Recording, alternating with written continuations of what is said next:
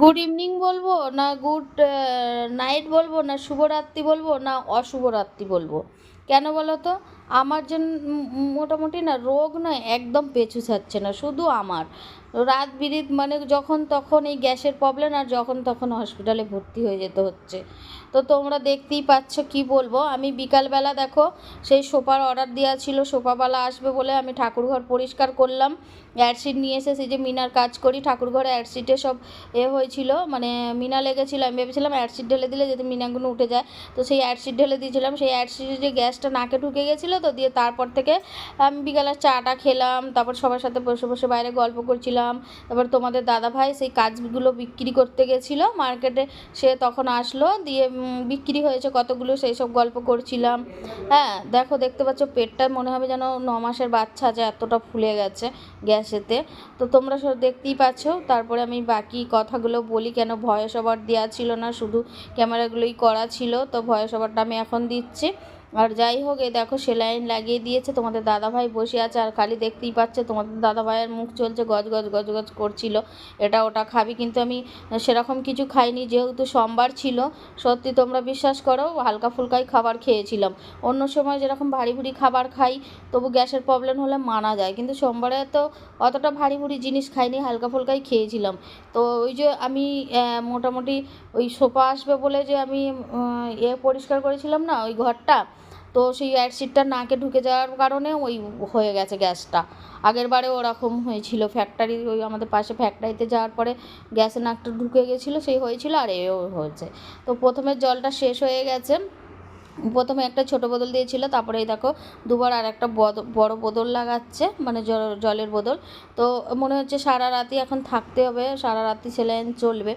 তো যখন পেনটা হচ্ছিল, তোমাদের দাদার সাথে গল্প করতে করতে মঙ্গলকে বললো তাহলে তোর মাকে ওষুধ এনে দে, তো মেডিকেল থেকে ওষুধ নিয়ে আসলো। ওষুধটা কিন্তু ভালোই দিয়েছিল, খাওয়ার পরে মানে যন্ত্রণাটা খুব বেড়ে গেছিলো। আমি ভেবেছিলাম ওষুধটা খেয়ে হয়তো কমবে না, তোমাদের দাদাভাইকে বললাম সহ্য করতে পারছি না, আমাকে নিয়ে হসপিটালে চলো। তো নিয়ে গেল, কিন্তু হসপিটালে যাওয়ার 2-3 মিনিট পরেই একদম পুরো নর্মাল, পেটের যন্ত্রণা ফন্ত্রণা সব কমে গেল। একটু যেদিন অপেক্ষা করতাম বাড়িতেই হয়তো পেটের যন্ত্রণাটা কমে যেত, কিন্তু আমি আর অপেক্ষা করিনি, যেহেতু আমার গ্যাসের প্রবলেম, বলা যায় না, ভয় করে, সেই জন্য আমি চলে গেছিলাম। দেখতেই পাচ্ছ ঘড়িতে 11টা 10, আমরা মোটামুটি গেছিলাম 9টা 9টা 9:30 হবে, জানো তো, আমি ঠিক ঘড়ি দেখিনি তো তার জন্যে। আর শুরু থেকেই ঘর থেকে ভিডিও করা হয় না, তোমরা জানো সবাই, বিপদ হলে না এসব ভিডিও মাথায় থাকে না, জানো তো, ক্যামেরা মাথায় থাকে না। আর ছেলেপুলেরাও না অত ভয় আর ক্যামেরা করে না, ওদেরও অত ধ্যান থাকে না। তো যাই হোক, আয়ুষ হসপিটালে ভর্তি আছে, এই হসপিটালটা খুব ভালো, আর ডাক্তারটা ভীষণই ভালো। আমি এই ডাক্তারের হাতে 2-3বার ওষুধ খেলাম, তো আমার রোগ ঠিক হয়ে গেছিলো। আর এখন বাজে কত বলো তো, 2টো বাজতে 10 মিনিট বাকি, তোমাদের দাদাভাই বসে আছে এখনও, আর আমিও বসে আছি। দেখো পেশেন্ট এসেছে অত রাত্রিরেও, সব পেটের প্রবলেম, সব ইঞ্জেকশান বড়ি নিয়ে যাচ্ছে। যাই হোক, এখন মোটামুটি বাজে 2:15, তোমাদের দাদাভাই শুয়ে পড়েছে, আর আমি তোমাদের দাদাভাইয়ের ফোনটা নিয়ে মানে ভিডিও দেখছিলাম, তারপরে বসে আছি, আর ও ঘুমাচ্ছে। তারপরে উঠে পড়লাম বাথরুম যাব বলে, তো দেখো আমার হাতের এটা খুলে দিয়েছে স্যালাইনটা, বাথরুম লেগে গেছে আবার যাব বলে, তো সেই জন্যে আর ওখানে বসে আছে। তো আমি জুতো পরে আসিনি, যে মানে এতটা যন্ত্রণা হচ্ছিলো, মানে ঘরে যে নাইটিটা পরেছিলাম ওই নাইটি পরে চলে এসেছি, জুতো টুটো কিচ্ছু পরিনি, মানে এত যন্ত্রণা হচ্ছিলো, মানে সিধে হয়ে দাঁড়াতেও পাচ্ছিলাম না সেই জন্যে। আর কোমর পিঠ বেঁকে যাচ্ছিলো। আমি তারপরে যখন সন্ধ্যাবেলা পেটের যন্ত্রণাটা হয় না, আমি এসির ঘরে গিয়ে ঢুকে গেছি, ভাবছি একটু এসিতে ঠান্ডায় বসি, আর বড়িটা খেয়েছি কমে যাবে, তো কমেনি, জানো তো, কী বলবো। তার পরের দিনে সকাল হয়ে গেছে, দেখতেই পাচ্ছ সারা রাত স্যালাইন টেনেছি, সকাল 6টা বাজে, তোমাদের দাদাভাই এখনও ঘুমাচ্ছে, আমি ওকে ডাকছি। আর যেহেতু পাখা টাখা চলছিল, ভীষণ আওয়াজ হচ্ছিলো, আর রাস্তার গায়ে গাড়ি ঘোড়ার আওয়াজ, সেই জন্য আমি ভয়েস ওভারটা মিউট করে ভয়েস ওভার দিয়ে দিয়েছি। আর এ দেখো এখানে হচ্ছে তোমার হাতের টেপটা খুলে দিচ্ছে, বললাম আমাকে ছুটি দিয়ে দাও, আমি বাড়ি চলে যাই, বাড়ি চলে এসেছি। এ দেখো ছেলেরা ঘুমাচ্ছে, আর আমার চোখে মুখের অবস্থা বুঝতেই পারছে, আর এই নাইটি পরেই চলে গেছিলাম। যে টেপটা খুলছিল, যে স্ট্রাপটা, ওকে বললাম খুলে দাও, আমি তাড়াতাড়ি চলে যাই। কেন বলো তো, যে বেলা হয়ে গেলে রাস্তাঘাটে জাম হয়ে যাবে, নাইটি পরে এসেছি, লজ্জা লাগবে। আর মা, আমরা যখন আসলাম মা গেট খুলেছিল, তো সেই জন্য মা আর ঘুমায় না, মা ভেবেছে মেয়ে শরীর খারাপ, আমাকে তো সেই কাজগুলো একাকেই করতে হবে, মা ওই জন্যে ঘরটার মুছে নিচ্ছে, তোমাদের দাদাভাই ঝাঁট দিয়ে দিচ্ছে। আর আমি ফের কী করেছিলাম জানো তো, আমি ঘুমিয়ে পড়েছিলাম, যেহেতু ওখানে 6টার সময়, তো মোটামুটি ঘরে আসতে 6:30 এরকম 7টা বেজে গেছিলো। তো অত সকাল তো আমরা উঠি না, আমরা বেলাতেই উঠি। তারপরে আমি ব্রাশ করছি, ওই দেখো মা চা করেছে, আমি উঠে পড়েছি, এখন হাতের টেপটা খুলিনি, মুখটা ধুয়ে তারপরে খুলবো, যেহেতু জল ঘাঁটবো, তো সেই জন্য জলটা ভেতরে ঢুকে যাবে, মানে মুখটা ধুয়ে এটা খুলে দেবো টেপটা। তারপরে এই দেখো মুখ টুক ধুয়ে চা হয়েছিল, তোমাদের দাদাভাইকে চা দিলাম, তোমাদের দাদাভাই বললো চা খেতে হবে না, ছাঁচ খা। তো সেই জন্য ছাঁচের প্যাকেট এনে দিল আকাশ। আর এখন অনেকটা বেলা হয়ে গেছে, ছাঁচের প্যাকেট এনে দিল, তো ছাঁচটাই খাচ্ছি মশলাওয়ালা। অতটা আমার ছাঁচ ভালো লাগে না খেতে। আর আমাদের এই পাশে দুজন থাকে, ওরা এদিকটা বসে আছে, আমি তো ক্যামেরা ওদের ঘরে দেখাই নি, তো ওদের সাথেই এখানে গেট করে বসে বসে গল্প হচ্ছে। অনেকক্ষণ পরে চান ফান করলাম, অনেকটা বেলা হয়ে গেছে, এখন মোটামুটি 12টা 12:30 মতো বাজে। সকালবেলা উঠে, সকালবেলা কোথায় উঠেছি আমি, তো এসেছি সকালে, ধরো তোমরা দেখলে সকালে এসে তখন মোটামুটি 7টা 7:30 মধ্যে ঘরে চলে এসেছি। তারপর শুয়েছিলাম, হসপিটালে তো গরমে ঘুমোতে পারিনি, সেই জন্য এসে ঘুমিয়ে পড়েছি। মা আর তোমাদের দাদাভাই বাসি কাজ করে নিয়েছিল। তারপরে বেলায় উঠলাম, উঠে ছাঁচ খেয়েছি, দেখলে ছাঁচ খেয়ে মুখ টুক ধুয়ে ছাঁচ খেয়ে তারপরে এখন একটু চানটা করেছি। আজকে মাথাটা একটু শ্যাম্পু দিয়ে দিয়েছি, দেখো এখনো চুলের জট ফট ছাড়াইনি, মানে অনেক দিন ধরে মাথাটা ময়লা হয়েছিল, জট হয়েছিল, দবো দবো করে আর দেওয়া হয়নি, আজকে দিয়ে দিলুম। আর মা ওই দেখো রান্না করছে। তো চলো, আমি ভিডিওটা বেশি বড় করবো না। আর হ্যাঁ, কালকে যখন হসপিটালে যাই ভিডিও করা হয়নি, কেন বলো তো, বিপদের সময় না অতটার মনে থাকে না, জানো তো। আর কী বলো তো, বিপদের সময় মনে হয় যে হসপিটালে তাড়াতাড়ি গিয়ে চিকিৎসাটা করাতে পারলে, মানুষটা সুস্থ হলে এরকম এরকম মনে হয়, যারই হোক, যার ক্ষেত্রেই হোক এরকমই হয়। তো আমার তো গ্যাসের প্রবলেম আগে থেকেই, তো গ্যাসের জন্যে আমার কিছুদিন ছাড়া ছাড়াই গ্যাসের প্রবলেম হয়। তো আমাকে না ডাক্তার বলেছিল তেল ঝাল মশলাগুলো মানে না খেতে, অল্প খেতে, মানে হালকা ফুলকা জিনিস, সবজি পাতলা পাতলা এসব খেতে, মানে মশলা টশলা কম, তেল কমে খেতে। তো আমাদের ঘরে যেরকম রান্না হয় সবার ইচ্ছা মতনই, সবার মুখরোচের মতো সেই জিনিসটা আমিও খাই। তো তার জন্য সেটা কি হয় জানো তো, ওটা আস্তে আস্তে ধীরে ধীরে মশলাটা পেটের মধ্যে জমে জমে জমে জমে ইনফেকশান হয়ে যায়। তো সব সময় এরকমই খালি হয় আমার, অনেক দিন মানে 6 মাস 1 বছর ছাড়া ছাড়া এরকম হয়।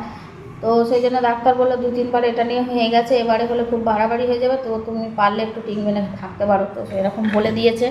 আর বলেছে এবারে হলে পরে তোমাকে দিন বাড়ি গাড়ি ঘর বিক্রি করে হলেও তোমাকে বাঁচাতে পারবে না। তোমাদের দাদাভাই বলছিল, তোমাদের দাদাভাইকে বলেছে যে এবারে টিক মেনে ডাক্তারে চলতে বলেছে, না চললে মানে সব কিছু বিক্রি করে দিলেও তোমাকে বাঁচাতে পারা যাবে না।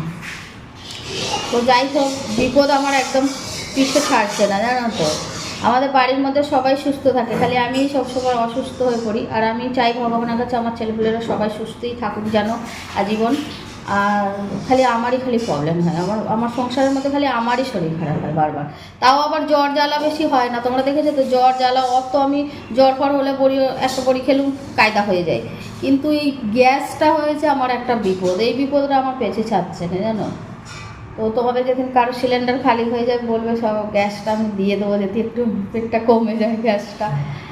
তো যাই হোক, আর কি বলবো, দুঃখের সময় হাসির কথা বলাটাও ঠিক না।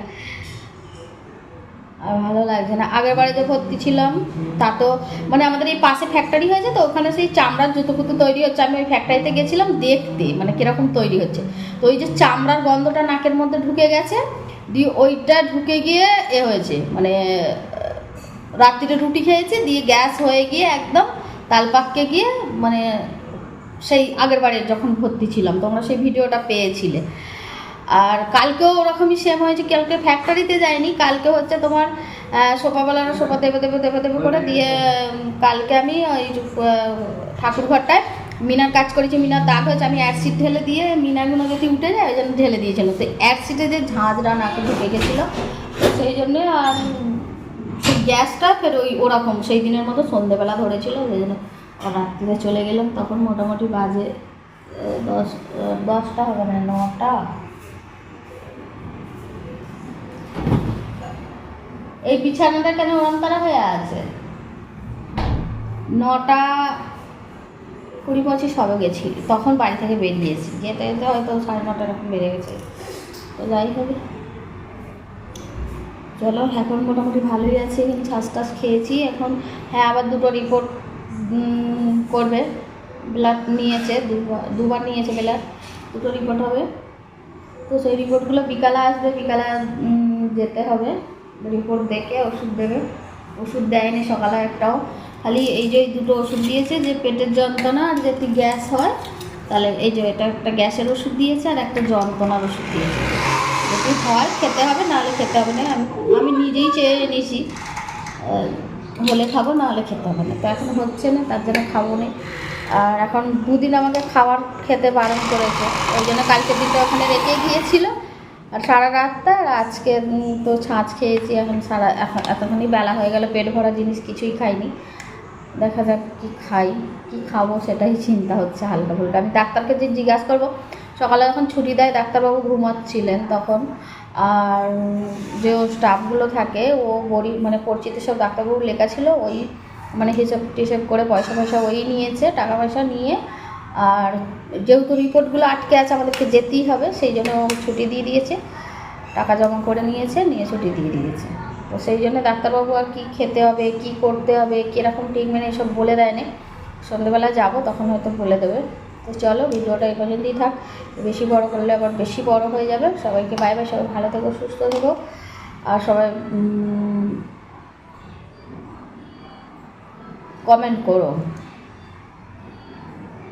ভিডিওটা ভালো লাগলে লাইক করে দিও, সবাই কমেন্ট করে জানিও, কি জানাবে কমেন্ট করে। আমি তো ভুলভাল বলছি। ভিডিওটা কেমন হলো সেটা জানাবে। ভিডিওটা তো এমনিতেই খারাপ হয়েছে,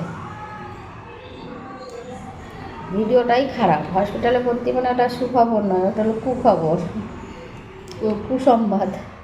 তো ভিডিওটা এমনিতেই তো, যাই হোক, চলো সবাইকে বাই বাই করে দিচ্ছি। দেখো মা বসে পড়েছে, তরকারি হচ্ছে বলে বসে পড়েছে। চলো সবাইকে বাই বাই, সবাই ভালো থাকো।